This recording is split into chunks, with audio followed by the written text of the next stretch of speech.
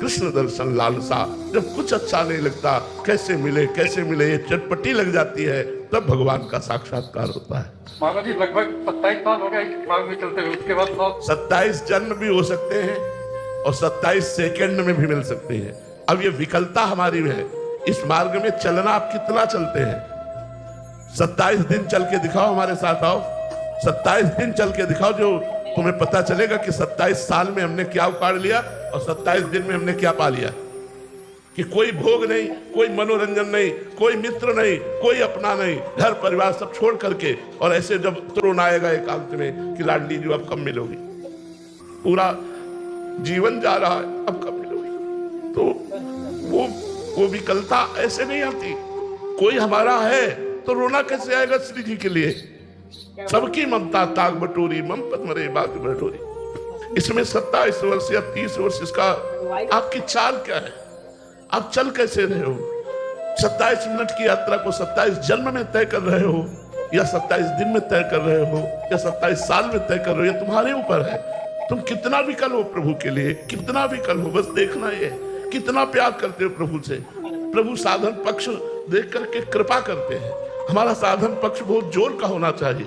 कई दिन भोजन नहीं पाए प्रभु के लिए, कितने घंटे तुम प्रभु के लिए विकल हुए, क्या भोग छोड़ा प्रभु के लिए, क्या राग छोड़ा प्रभु के लिए। अंदर से देखो, अभी हम शरीर राग में हैं, अभी परिवार राग में है, और दावा करते हैं भगवत साक्षात्कार का। कैसे हो? धीरे धीरे नाम जप करो, पहले राग नष्ट करो। अगर नहीं नष्ट होता तो रो ना बैठकर उनसे प्रार्थना करो, वो सब ठीक कर देंगे। बड़े कृपालु तुम्हारे हृदय में बैठे, वो कहीं दूर नहीं है, वो हृदय में बैठे, एक एक बात देख रहे हैं। बच्चा जब रोना शुरू करता है तब माँ का ध्यान खींचता है। अगर वो खिलौनों में खेलता रहे तो माँ अपने काम में लगी रहती है। बच्चा जब रोना शुरू करता है तो वो झांक के खिड़की से देखती, क्या कोई भय है क्या? जब देखा कोई भय नहीं फिर भी रो रहा है तो बेटी को भेजती है या घर वालों को भेजती है, जाओ देखो गोद में लो चुपवाओ। जब उससे भी नहीं चुपाता तब माँ जाती है, अरे ये नहीं मानेगा, बड़ा नटखट है, अपनी गोद में ले लेती। ऐसे ही भगवान देखते हैं, रो क्यों रहा है? इसे कोई अभाव है, कोई चाह है? भेज दी चाह को, पूर्ण कर दी चाह को, उसमें मस्त हो गया तो भगवान नहीं आए। जब चाह नहीं है तो भगवान रिद्धियां सिद्धियां भेजते हैं, ये ले लो। जब उनसे भी नहीं शांत होता उसका रोना, तब वो स्वयं सामने प्रकट हो जाते हैं। वो अखिल लोक महेश्वर है, ऐसे प्रकट नहीं होते हैं, सब में है, सब जगह है, सब रूपों में है, पर माया का पर्दा तभी हटाते हैं जब हम उनके लिए विकल हो जाते हैं, उनके लिए तड़पने लगते हैं। परीक्षित जी, नंदनी जी, महाराष्ट्र से। राधे राधे महाराज जी। महाराज जी, क्या ये संभव है कि इसी पंचभूत शरीर में रहते हुए किसी भक्त को स्वर्ग लोक या उससे भी उच्च लोक का वास्तविक अनुभव हो जाए? हाँ, संभव है। भजन की गाढ़ वृत्ति उदय हो जाए तो तुकाराम जी सशरीर भगवान के वैकुंठ धाम को गए। मीरा जी सशरीर, मीरा जी का शरीर नहीं मिला। हरिवंश महाप्रभु सशरीर गए, चैतन्य महाप्रभु सशरीर गए।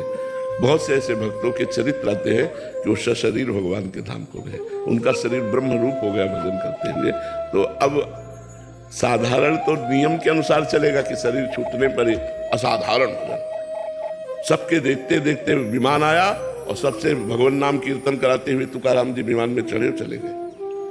सशरीर, शरीर नहीं छोड़ा, सशरीर से ही वो वैकुंठ धाम गए। कभी किसी को मीरा जी का शव नहीं मिला, चैतन्य महाप्रभु का पार्थिव शरीर नहीं मिला, हरिवंश महाप्रभु का पार्थिव शरीर नहीं मिला। ये सशरीर सब भगवान के, मतलब इनका शरीर भी चिदानंद में था।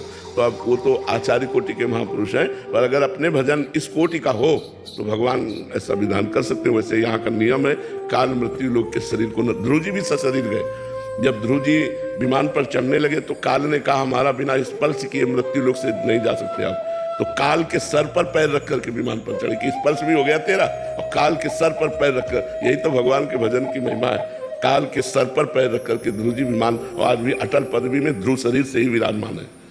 तो अब ये भजन की बात है, अब इतना भजन हो जाए। अभी तो यहाँ भोगों से ही फुर्सत नहीं मिलती, भोगों के आकर्षण में हमारा समय नष्ट होता है। भजन कहाँ उस कोटि का, समझ रहे? बैठे बैठे अनुभव कर सकते हैं। देखो, बैठे बैठे अनुभव का मतलब होता है देह भाव का त्याग करके भगवत भाव रूपी शरीर की प्राप्ति, फिर उससे धाम आदि का दर्शन। जो दिव्य लीलाएं हैं वो इन शरीर से नहीं होती। दिव्य लीला के लिए दिव्य भाव होता है, जैसे सहचरी भाव, गोपी भाव, सखा भाव, वात्सल्य भाव, तो इनमें वो भाव देह प्राप्त होता है। अब वो तुम्हें दिखाई इसी शरीर में रहा है, लेकिन वो अपने शरीर से प्रियाजू के पास है, इस शरीर से नहीं, सहचरी में पूछे प्रियाजू के पास है, गोपी स्वरूप से श्री कृष्ण के पास है, सखा स्वरूप से श्री कृष्ण के पास। वो भगवान के धाम लीला रूप का पूरा अनुभव कर रहा है, जैसे हम आपका अनुभव कर रहे हैं प्रगट में, ऐसे अनुभव कर रहा है। और वो ऐसे फिर चेतना आई तो खान पान शरीर की जो प्रक्रिया है वो हो रही, तो क्या वैसे जैसे भाई जी से हनुमान प्रसाद पोद्दार जी के लिए है कि कलम लेकर के संपादन के लिए बैठे और लीला में प्रवेश हो गया। अब 20-20 घंटे तक ऐसे ही बैठे, 20 घंटे बाद फिर सुध आई, फिर घड़ी में दिखाई पड़ा। जैसे श्री बिहारी देव जी के लिए आता है, दतून करे 3 दिन 3 रात दतूने मुंह में लगी रही बिहारी जी के आंतरिक लीला में। तभी बिहारी जी को सेवा में दे दिया कि हमसे सेवा नहीं हो पाएगी प्रगट में, क्योंकि अब सुध ही नहीं, अब 3 दिन 3 रात तो कौन बिहारी जी को भोग लगावे, इसलिए सेवा के लिए दे दिया।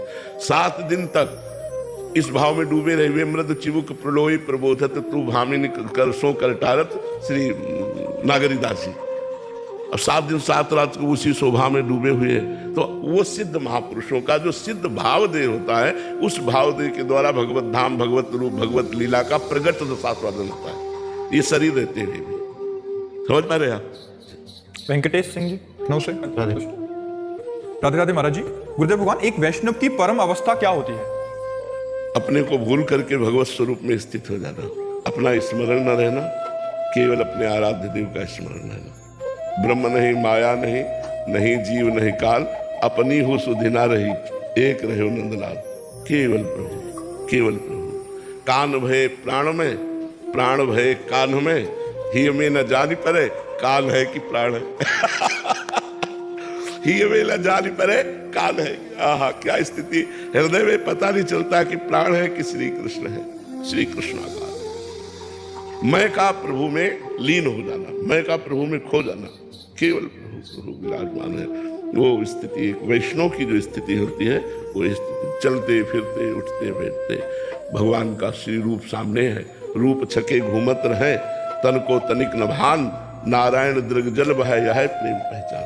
भगवान की बात सुनते ही भगवान के रूप तो आंसू बह रहे हैं, पुलकित हैं और भगवान में निरंतर रमण कर रहे हैं। और मैं भगवान का भजन कर रहा हूँ, ऐसी स्मृति चली गई, ये स्मृति चलेगी, मैं की स्मृति खो गई, केवल भगवान ही भगवान है। ऐसे भक्त से पूरे लोक के लोक को पवित्रता प्राप्त होती है। मम भक्ति युक्तो भुवनम पुनात्, मेरी भक्ति करने वाला लोक के लोक को पावन कर सकता है।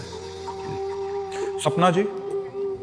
राधे राधे महाराज जी। महाराज जी, श्री जी की कृपा से मैं नाम जप करने का अभ्यास कर रही हूँ। घर में लड्डू गोपाल जी की भी सेवा है, परंतु सेवा और नाम जप करने पर स्वयं में अहम की अनुभूति होती है, जिससे मैं दूसरों को खुद से अलग समझती हूँ। ये प्रारंभिक अवस्था होती है, प्रारंभिक अवस्था। जब दूसरों से अपने को नीच समझोगी तब सही माने में सेवा और भजन होगा। तृणादपि सुनीचेन, तृणादपि सुनीचेन, अपने को तृण से भी नीच समझना, अमानिना मान देना, अपने में कहीं गुण न देखना और दूसरों में गुण, दूसरों को मान देना, स्वयं अमानी रहना, सबसे अपने को नीच देखना। अगर हमसे भजन हो रहा है, गोपाल जी की सेवा हो रही है, ये तो ठाकुर जी की कृपा है।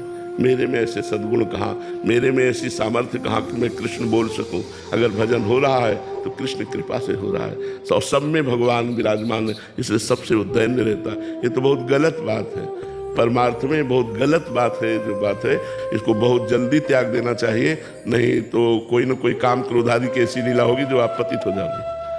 बहुत जल्दी अहंकार का नाश हो जाएगा, सबसे गंदा अपने को अनुभव करोगी, तब फिर परमार्थ शुरू हो जाएगा। अपने को सद्गुणी मानने का मतलब है भ्रष्ट होना। हमारी बात कागज में लिख लो, दूसरों को निम्न भाव देखना, अपने को सद्गुणी मानना मतलब आगे कंडक में गिरना। महाराज जी, साधक के लिए तो बहुत महत्वपूर्ण। हाँ, क्योंकि ये परमार्थ है और हम अनुभव की बात कहते हैं।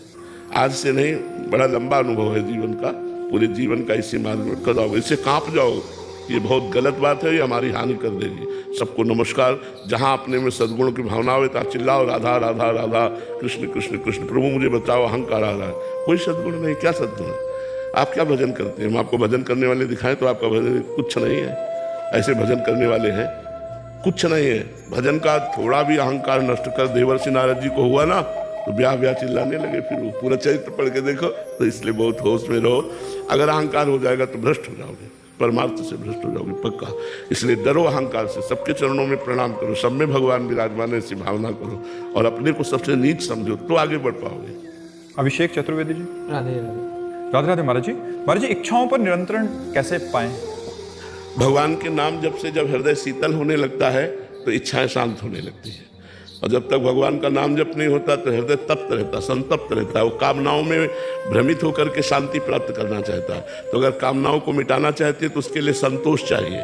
बिन संतोष न काम न साही, तो अछत काम सुख सपने नाही। बिना संतोष के कामनाओं का नाश नहीं होता, और जब तक कामनाएं बनी रहती तब तक स्वप्न में भी सुख शांति नहीं मिल सकती। और संतोष तभी आता है जब भगवान का भरोसा हो जाता है कि भगवान है ना यार, सब काम बनाएंगे, वही सब व्यवस्था करेंगे। बड़े से बड़े संकटों से ऐसे निकाल देते हैं भगवान, ऐसे हमने अपने जीवन में देखा है। बड़ी बड़ी समस्याएं एक गया अब गया तो ये ऐसे निकाल दिया। अगर हमें भरोसा मालिक पे हो जाए तो हमारी कामनाएं पूर्ण हो जाएंगी, शांत हो जाएंगी और हम कामनाओं से बच जाएंगे। अगर भगवान का भरोसा नहीं, सब हरिवंश प्रताप से चलता रहता है। भुगते देह और न जाचे, ये बिल्कुल अक्षर अक्षर से सत्य है। अगर भगवत आश्रित हो तो इतना सुख मिल जाएगा कि आपका मन कामना ही नहीं करेगा। इतना खुद आगे से आगे व्यवस्था रहेगी, कामना ही नहीं हो पाएगी। और अगर कामना हुई तो भगवान पूर्ण कर देंगे या नष्ट कर देंगे। भगवत आश्रित हो जाओ और नाम जप करो। मोहित शर्मा जी हिसार से। राधे राधे महाराज जी।